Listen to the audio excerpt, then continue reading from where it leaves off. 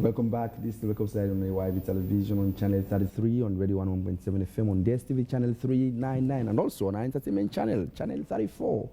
On our Facebook page, we do ask, as always, you send us there your comments, questions, and contributions, and as we go along, we'll have to go through them. And now, in our second and final segment, in the studio this morning, we've just been joined by the country's Minister of Internal Affairs, Morie Lengor. The minister is here to talk about security matters, Yenga issue, among other things. Good morning, Mr. Minister. It's a pleasure having us this morning. Good morning, Samuel. It's a pleasure. Good morning, Marina. Good morning. Thank you for having me. Yeah, Mr. Minister, quite a lot is happening in the security sector, but just help Sierra have a very clear picture as to the current state of security in Sierra Leone. Well, generally, as you know, it's relatively okay. And when you look at what is happening globally, Sierra Leone, I think we're not doing badly.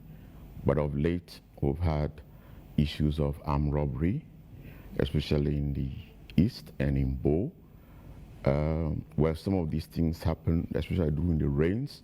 We have increasing criminality and crimes generally, but we're doing everything humanly possible. I mean, when you look at what's in Sierra Leone and compared to even New York, London, a lot of people tell me they feel more safe in Sierra Leone than even in New York, where someone will just pop up with a gun, and if you are in the wrong place at the wrong time, you're dead. And a lot of knife and crimes in the UK. But in Sierra Leone, you know, occasionally we have some of these occurrences that we're trying to address. Generally, the security services, you know, working with the community, the people, and I think we are relatively safe. You rightly mentioned the incidents in the eastern region, Kenema to be specific, and that of Bo, where in a very senior state official, someone working for, I think, NAXA, also to speak, was involved in that robbery, events. But it sends a worrisome picture, say, particularly so for residents who are living in those communities, more so when in Kenema, a parish priest was involved, and in Bo, a very senior state official. It sends a worrying picture with regards to the state of security in those ends, Mr. Minister. It does, and we're very concerned, and it worries some, not only for the people of that area, but for Sierra Leone generally, and of course for us as a government. So we have engaged the police leadership in those areas.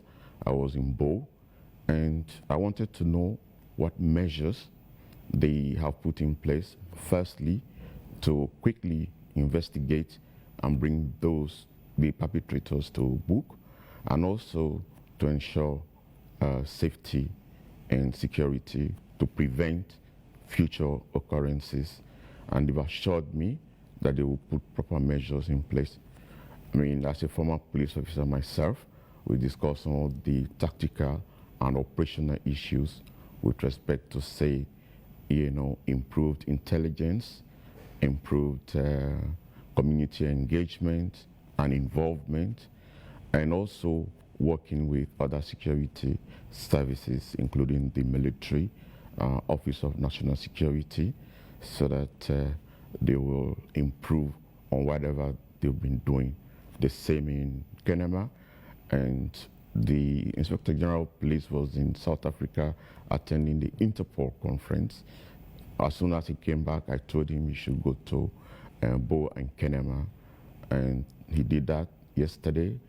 He went to Kenema, and he also engaged the police leadership in Bo so that they can put measures in place and for them to get the necessary resources and support to be able to carry out their mandates to prevent crime, to be proactive, and also to ensure that people are safe and they feel safe. We'll have to talk on those measures that have been put in place, more so when in Freetown at night. Yeah. You see a lot of checkpoints across strategic, part of the country. Yes. But in some areas where there used to be checkpoints, most of those checkpoints are no longer there. Is that part of the strategies of the silent police? In other words, telling the people that, oh yes, this area seemed not safe before now, but now it seems safe. That's more the reason why the checkpoints were being taken off from those areas. Well, we have to play a balancing act, Samuel. When you have too many checkpoints, people complain. Absolutely. When you have too little checkpoints, people complain. But we're doing what we call intelligence-led policing. So the intelligence will inform us where we should mount checkpoints.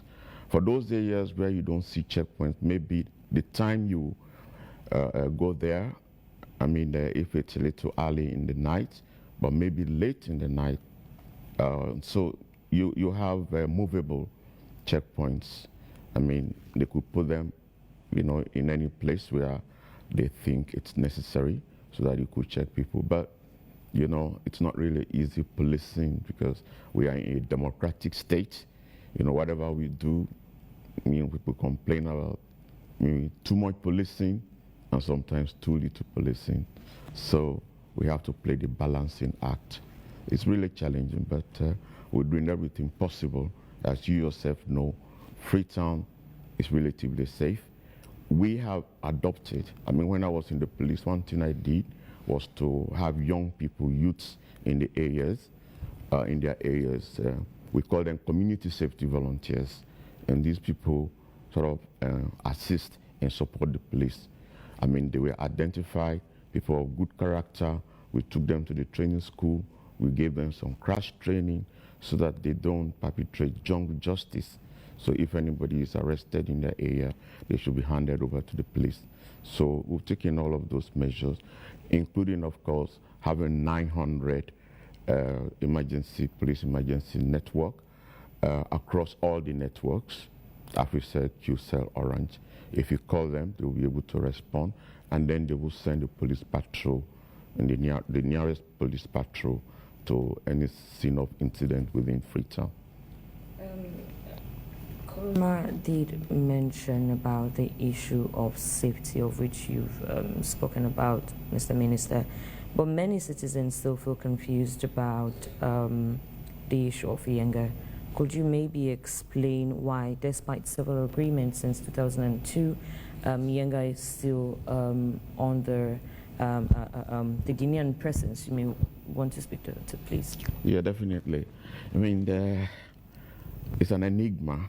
When you think about our relationship with Guinea, and when you think about Yenga, it's actually, for you to visualize what we are talking about and why we're really surprised that Guinea is so adamant about Yenga,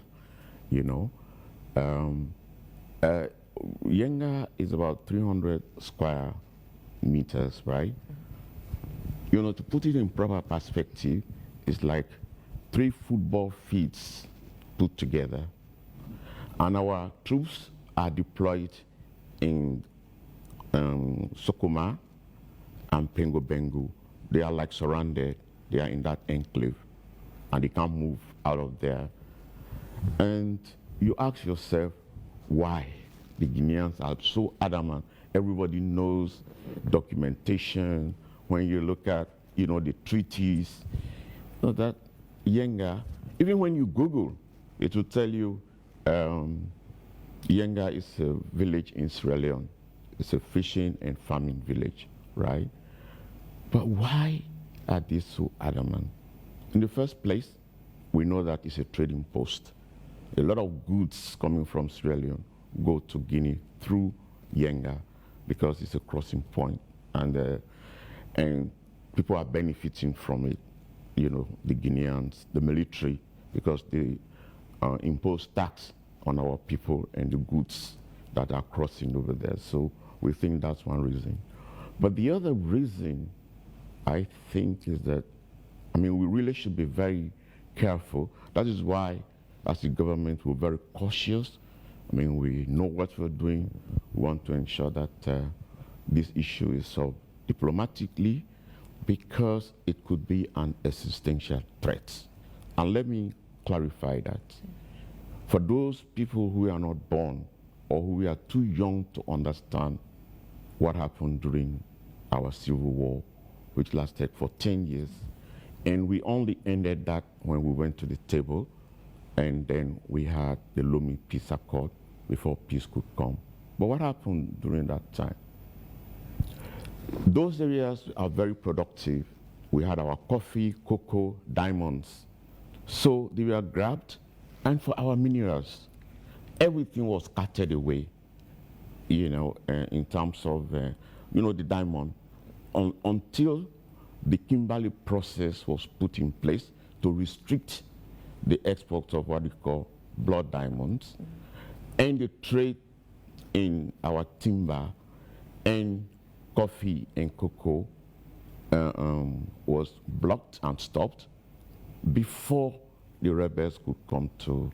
So what I'm thinking is that Yenga could just be a small screen and people stoking so that there could be conflict, and our target is our minerals generally. I mean, when you look at what is happening in other countries, DR Congo, Sudan, even in Libya, those countries are in shambles today because of their mineral wealth. I mean, when you get into conflict, people start selling you arms. What do you trade for the arms? Your minerals, right? And then they will take your minerals away and pay you pittance. And they pay only probably for you to buy weapons to kill yourself and to kill other people, and then you prolong the war. Yes. So these are the issues, I mean, we really need to be very careful about with respect to the Yenga. But I think the Guineans are not looking at it that way, and they only think, they can intimidate us and try to hold onto Yenga unnecessarily. I mean, like you did mention, how much of this dispute is about security or land and resources? Why are we still having this issue with the Guineans? Maybe you can ask them, because they are in a better position really to say that. But what I'm saying is that they are not looking at the bigger picture.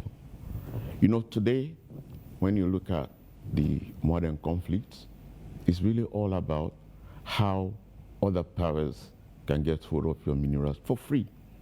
Today, our people are really enjoying, when you look at those communities where we are mining, especially iron ore, the surface rents that have been paid, the CRD, community development funds, they're huge, And, Samuel and Marina, when you are at war, right, you even forget about other developments.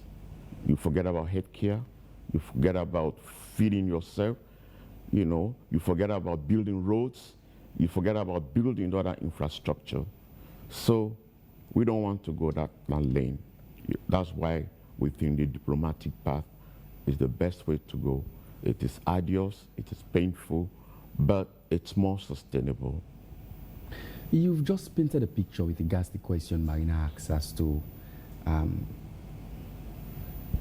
what triggers war in many instances, and what Sierra Leone had gone through in terms of its brutal civil war that that country once experienced. But one would say the situation seems different as to what's happening in Yenga, and the diplomacy that we've propelled over time to say it's the only means, it seems to have failed, more so when we're now chairing ECOWAS. Mind you, the high-power delegation, the expected delegation in Sierra Leone, including yourself, who led that team, went there, and you are not given the required respect you deserve as officials from our end. It seems extremely disrespectful to us. Well, I beg to differ. Because we made to understand. No, I beg to differ. We made to understand. We made to understand the team from Sierra Leone were halted by Guinean soldiers on that end. No, that's not true. Well, paint us a real picture as to what actually happened there. Okay, let me explain what happened.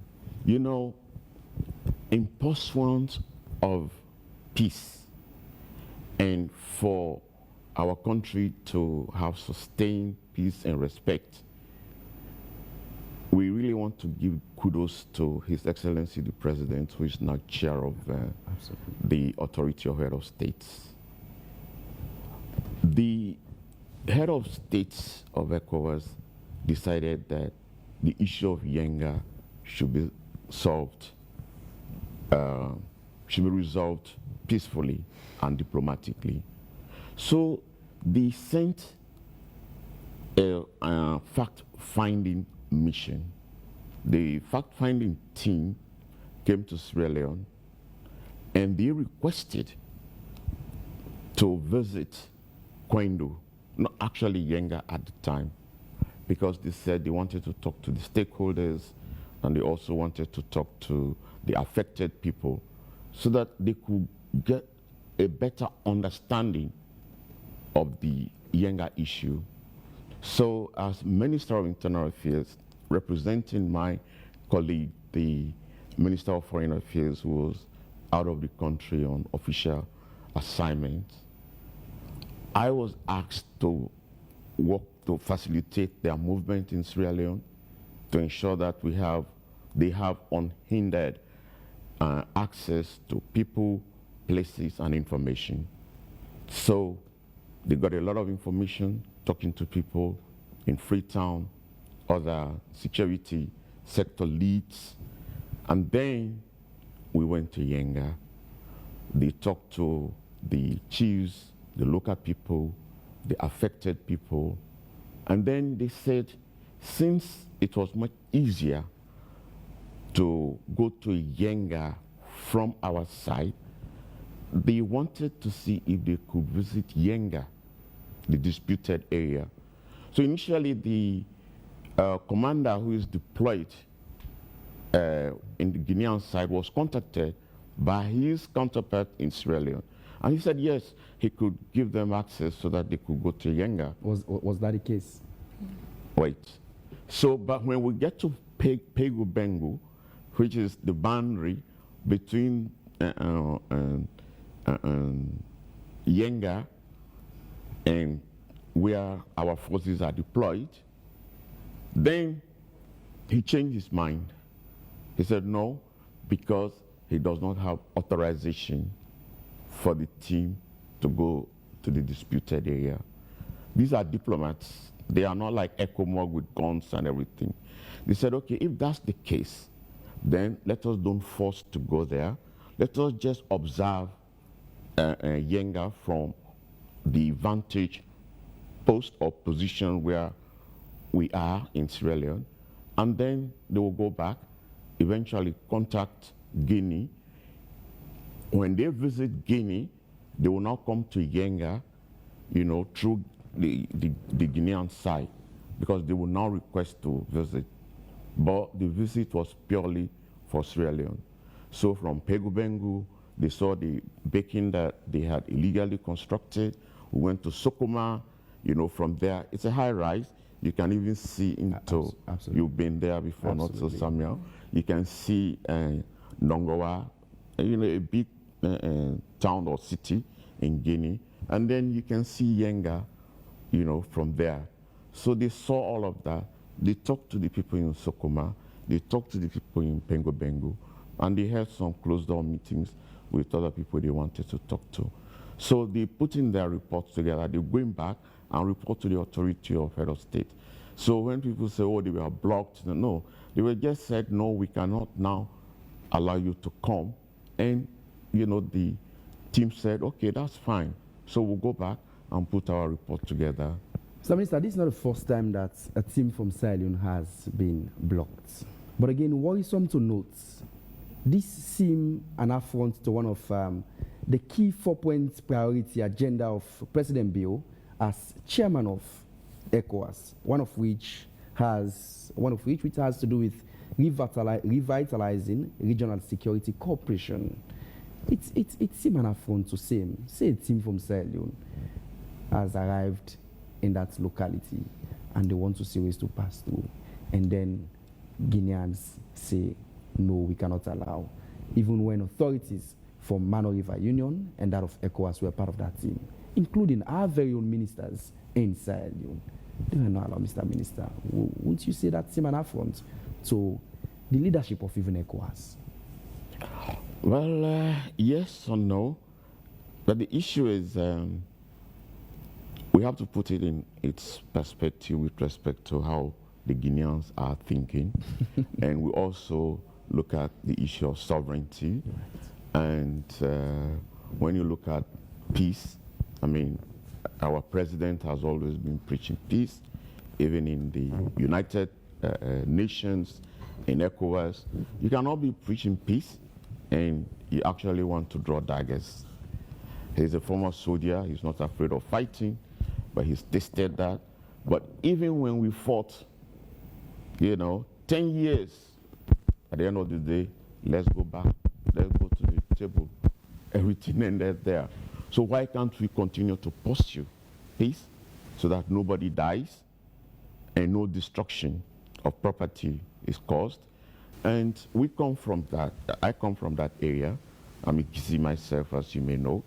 So we are personally affected, but our people do understand. They've been through that before.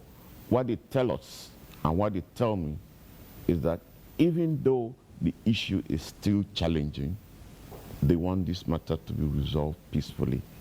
So we hear them and we're working. I think these are processes.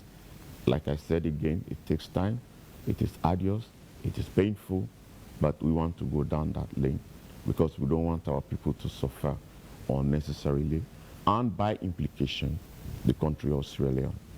Yenga may just happen to be one, Mr. Minister. I'd wanted to ask this question earlier, but how secured are other borders, other border crossing points to other countries? Well, the other borders, as you say, they are porous, and it's really challenging. But the ultimate goal for ECOWAS and for Africa is really a borderless Africa. That's our aim. And we want to make sure that, some of these, I call them foolish borders, drawn by our colonial masters to keep us divided. And why should we really keep holding on those borders? Because most of the people, like in Yenga, you're talking about the Kisses, we have them in Lofa County, we have them in Guinea and in Sierra Leone. They are intermarriages. In fact, some people go to school from Liberia and Guinea they come to Sierra Leone to almost do everything. And our brothers and sisters, I have families in Guinea. The boundaries just divided us. So some of our cousins and everybody, they're in Guinea and we are in Sierra Leone. It's funny. We need to break those boundaries and those barriers. In fact, that's one reason why ECOWAS is coming up with what they call one-stop center, and they have started in Gendema. We visited, the ECOWAS team was there, and in fact, they pleaded to the ECOWAS mission so that they could fast-track and facilitate the construction of the one-stop center where Liberia will be, Sierra Leone, all the services together, so that there could be free movement of people, goods and services. So these are the dreams for those other areas, and we hope Guinea will also come on board. So even this issue of Yenga, the issue at Balamuya will be resolved that way. You did mention that you also have relatives in between Sierra Leone and Guinea, and I'm sure you're quite aware that, a lot of trade is being done in between Guinea, Sierra Leone, and Liberia, so to speak. And as it is now, there are a lot of people that are constrained or concerned with the current issue.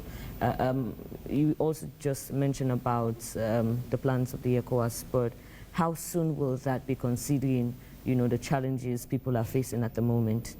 Yeah, with respect to Yenga, the traders, in fact, they were also interviewed, and they told us that they will hold back their goods and they are prepared to suffer, and that's the price, if that's the price they have to pay for peace and for their own safety and security, they are prepared to do so. And that is what is happening presently. But like you said, it's affecting their livelihood. And so I want to take this opportunity to appeal to humanitarian bodies, institutions, nationally and internationally, to see how they can help, especially the displaced people from Yenga and those directly affected, because their livelihoods are affected. You know, we are in the rains and schools are reopening and all of that. So, but they are also prepared to pay the price for peace and for their safety. Mr. Minister, you may want to maybe give us an update of the diplomatic relationship between Sierra Leone and Guinea, considering all this. Maybe you need to have my colleague, my counterpart, the Minister of Foreign Affairs, Alhaji, like Timothy Kava. We'll definitely to come so that he will answer those questions. Maybe I'm in charge of internal affairs.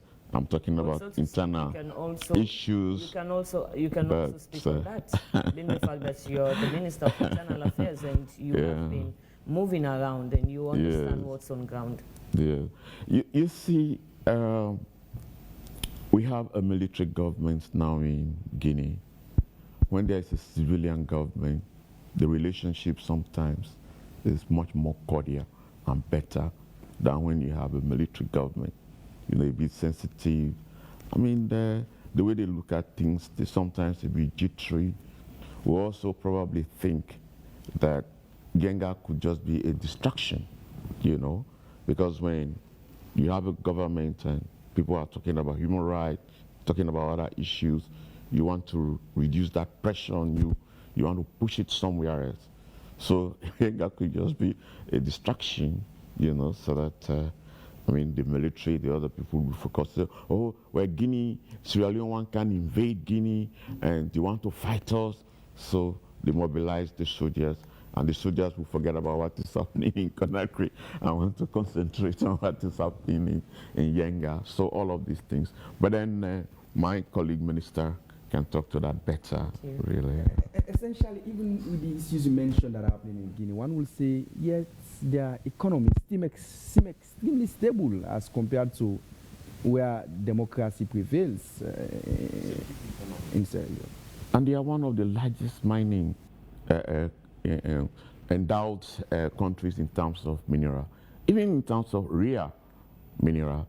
I mean, if you're following up what is happening globally, now people think there is this kind of mineral that is in Guinea, for which China has the monopoly.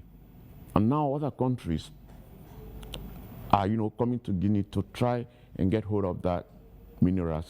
So when you look at the aluminium, it's the largest aluminium producer, and they smelt, and you know, aluminium in Guinea. So they have money, you know. They are better endowed in terms of resources than Sierra Leone. And it's a bigger country. I mean, let's be frank and be realistic and objective. Guinea is a far bigger country, twice as big as Sierra Leone, twice bigger than Sierra Leone.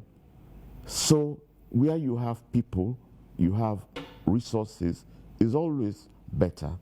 You know, when you take other countries like Ghana.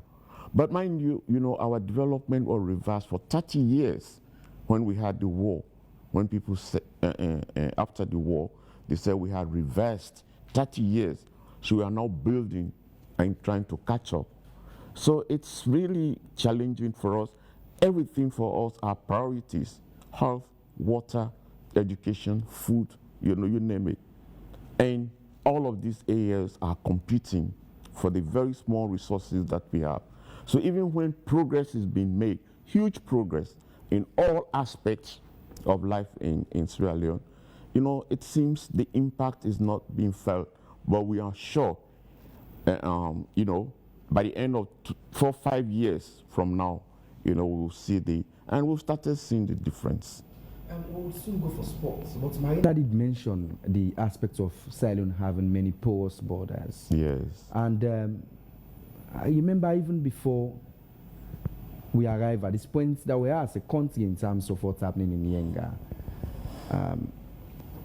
Similar situation is also the same for many other districts wherein we do share border with other countries, Guinea and Liberia, say specific. Yeah. Is it high time we re-strategize? I mean, the country re-strategizes its border control mechanisms just so that a reoccurrence of what's currently happening in Yenga is not replicated, say for instance in Falaba, Yeah. and even Kailang. Yeah, definitely. So in fact, what we are using this opportunity to put most of all of these infractions, together as a package, and then we'll also discuss them subsequently. But we want to take first care of the elephant in the room, which is Yenga. Once that is taken away, then we'll look at those other issues. We're not having much problem with Liberia. I mean, there was an issue in Lofa County. I called my counterpart in Liberia. In fact, he came down there and told them, listen, this area you contesting, you're talking about, belongs to Sierra Leone. I went to school in Sierra Leone, and I'm part Sierra Leonean, I'm part Liberian, so forget about it. So he solved that problem even before, people knew that there was an issue. So that's what is happening. And those are the sort of engagement we want. But with Guinea, probably because one, it's a military government now, it's not a civilian government, and two, they are Francophone and we are Anglophone. That's a bit of a challenge. But the vision is really borderless, as we have said. If we achieve that, they will stop about, putting controls, measures here and there. ECOWAS will come with one-stop shop, and then we'll try to reduce the many porous borders. But again, like I said, we're preparing a dossier for ECOWAS so that they can look at those other infractions. Mr. Minister, I'll go for sports, and when we come back, we'll continue the rest of the conversation. Quickly, Mr. Minister, as we try to wrap up this segment, how do you respond to critics who say, Sierra Leone has been too soft in handling this whole issue between us and Guinea with regards to Yenga? I can say that we've only been very cautious and reasonable, and any responsible government, should try as much as possible to maintain peace, to protect its people, and not to push things so that there can be open conflict.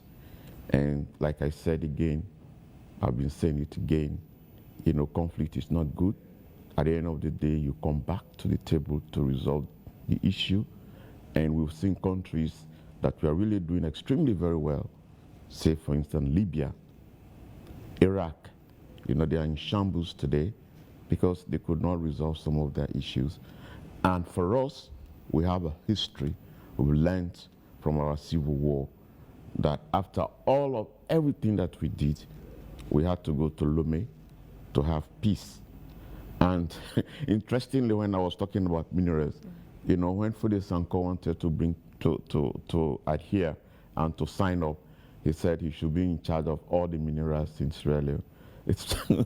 Which shows that really they were fighting to cut away our wealth. And we don't want to give that opportunity to anybody because that's God-given for Sierra Leone, and we want our people to benefit from it like it has started.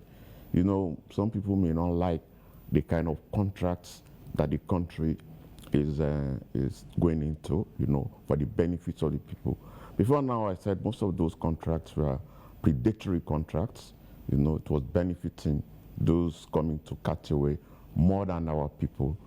So if you give the excuse for going to conflict, that would be an excuse for them to stop paying you, and even you continue benefiting. So we are a very responsible government.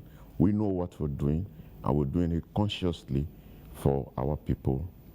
Mr. Minister, we've had a number of messages, but quickly, Sierra Leoneans seem worried about the use of small arms and ammunition by citizens in carrying out these ill activities in communities. What are the strategies to combat same? Yeah, well, luckily, small arms, or now we call the Arms and Ammunition Commission, is under my ministry. Absolutely. And they are working out a strategy to see how they can take out most of these illegal weapons. We are working also, they are working with the police, and luckily because we meet in the leadership meetings, we discuss some of these issues. So we also want to appeal to the people of this country generally, so that let them give us information, because the police or the security services can work more effectively where the citizens cooperate and work with them with information, because some people know. I mean, even when you go to the villages, they know who is hiding these weapons. And if your neighbor, you know that you're living in the house with somebody and he or she has a gun, I mean, you should really let us know if it's not held lawfully. But then again, I'm also talking to the security services so that, I mean, people can trust them to improve their level of trust and dependability. Are you so far thrilled, or are you so far pleased with the manner at which the security sector generally in country has handled the issue of drugs, the proliferation of drugs in the country? Yeah, but yes, when you look at what had happened previously and where we are now, especially with respect to Kush, I mean, it has come down considerably. And people, in fact, because of the measures that we have put in place, targeting the suppliers and to cut off the supply chain, it's more expensive now. People have gone back to tramadol. So we're now trying to get another strategy around that so that we can also take out tramadol. But the strategy really is to take out, especially the middlemen. I mean, if you see, I've spoken to those who are enforcing the drugs law. I mean, that sits with me as well. And we started seizing property, and we started seizing even vehicles. And we have a number of cases now that are in court, and we will be asking for the maximum sentence, especially for the traffickers and the dealers and the manufacturers, which is life imprisonment. So if the judiciary can help us impose those sentences, there will be a very big deterrent, you know, because if they are giving life sentences, they just say, okay, they slap them on the back of the hand, and then they go back to normal business, got a lot of money in it.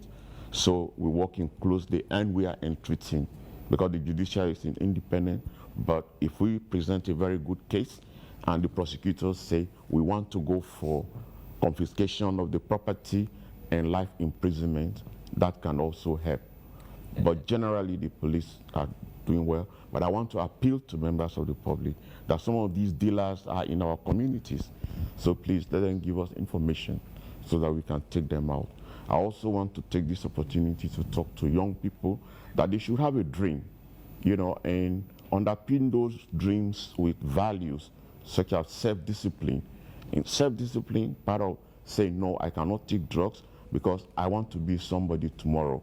So if that helps, and then they don't get involved in drugs, one, nobody buys, and then two, nobody can sell, then, and of course, we get the community and people helping with information, we can solve the drug problem easily. Before we take some messages via Facebook page, Mr. Minister, what has been done in order to strengthen the presence of RSLAF members within our borders? The military men or personnel within our borders, what has been done to strengthen their presence within the borders? Okay, well, they are deployed strategically in areas where they are supposed to be deployed. I mean, that's what I can say to that, yeah. You want to take messages? Let's just take two, maybe. Yep. Take. Yes, please. This one is from Mark 10, and he's saying, Mr. Minister, how will you engage with ECOWAS, which recently assessed border operations at the Sierra Leone-Guinea crossing to support a peaceful resolution to the dispute? Also, how does the ministry plan to address regional security concerns and prevent the spread of instability in the region? And that's coming from Mark 10 of New Englandville.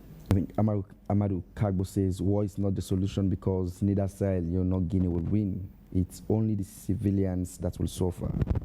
Who would have thought that the Russia will still be fighting Ukraine with all their might. I think those are the messages we take. We have many messages, but just respond to these messages and we see ways to wrap up. They are very positive, and I think they are actually also in support of what I'm saying, like, you know, Russia going to war over land. And of course, they know Ukraine is a very mineral-rich country. And of course, with ECOWAS, that's why we are engaging them. And luckily, thankfully, His Excellency the President is the chairman of the authority. He's in the driving seat. So he's trying to push our issues through ECOWAS so that we can have peace and regional peace.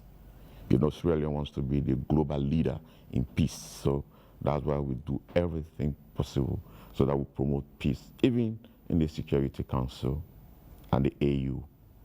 Thank you so very much, Minister. Thank It's a you. pleasure having us this morning. Pleasure is mine also. It's always a pleasure. We know Yeah, today. thank you. Wake up. We know today is a public holiday, but you've taken the time to be part of us. Yeah, it's good for us because I think we have a better, wider listenership because a lot of people are at home today, and I hope they heard what we have said, and they will also help us in the security services to promote peace, safety, and security.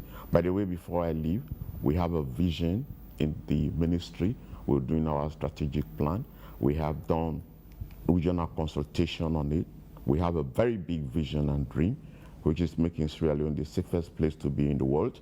And we want to see how each and every Sierra Leonean can collectively, can consciously, and all of us collectively, you know, contribute to that vision so that, I mean, when that happens, a lot of people want to come to Sierra Leone, tourists, business people to invest, you know, so we can boom and we can be, you know, countries that we dream of better even than Rwanda, Indonesia, and those other countries we call the Eastern Tigers, you know, which is growing, you know, very rapidly in terms of development and everything. So thank you very much for having me, and also, you know, for helping us to reach out to the people out there, for them to know what we are doing, our policies, our visions, etc. Thank you, Samuel. Thank you, Marina. Beautiful Marina, right? Thank you. Thanks for being here this morning.